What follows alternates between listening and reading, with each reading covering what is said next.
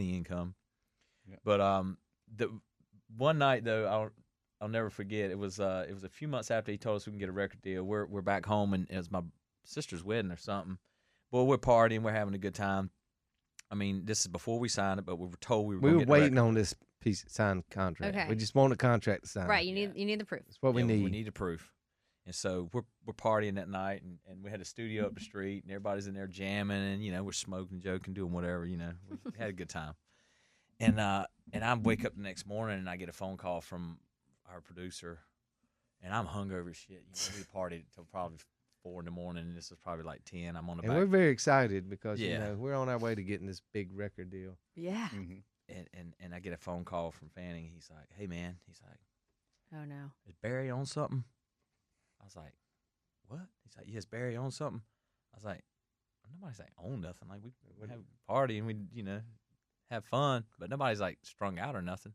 It's like, "Why?" He's like, "Well, Benny heard some songs that you guys turned in, some demos, and he he had this one band he was working with, and they went off the rails, and he heard some stuff about addiction and drugs and all this other stuff. Now he wants y'all to know if somebody's on something." I was like, "No, nobody's on nothing. Like, dude, work out." We like stop it. He said he wants y'all to come take a drug test. Stop it. Yes. Did you have like 30 days, or was it like the next day?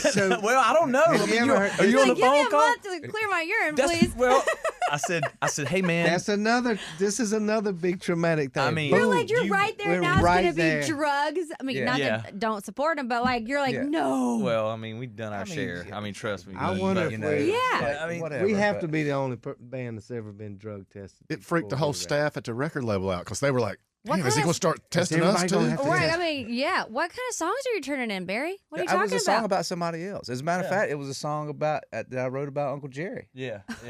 Damn, Uncle Jerry. Well, I mean, it's just a song. You know what I'm saying? Oh, yeah. Exactly. It had some what do you call them, trigger words, I guess. Benny didn't particularly like. Because Benny was he's pretty like pure and very. Well, he was a businessman and he had a band. He didn't want y'all to be a disaster. Earlier that there was a disaster. He had a band that addiction can ruin everything. So that was his fear. And there was no 30-day waiting period. No. We had to come to Nashville. Well, I said we need at least a week or two because we're working. Because I guess we got some gigs booked. Well, I don't know what we were doing some hustle work or something, but I was like, I need 2 weeks.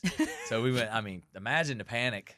What happens if you would have found like weed in your system? Would it? They won't find any weed in our system. We went through all the green juices, every cleanser you could get, anything. We tested before we got there. Saunas every day. We shaved our armpits in case they were going to take. I was out there sweating it out. We had like water gallons. I mean, we did everything we could, and then we finally we got to go. So we went and got a drug test from the store. Yeah. So we would test ourselves. Oh, you were giving yourself a pre-test. We'd do tests like, what if you drink a gallon of water? Will you test positive after that?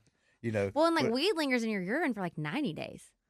No, I don't. It does. Okay. You do what we did. I need to write the manual. And I came out. I came out lucky because I was only on prescription drugs, so that was good. I got to use the being hurt thing. Right. They were more freaked out. So we had to drive. I was like, whatever.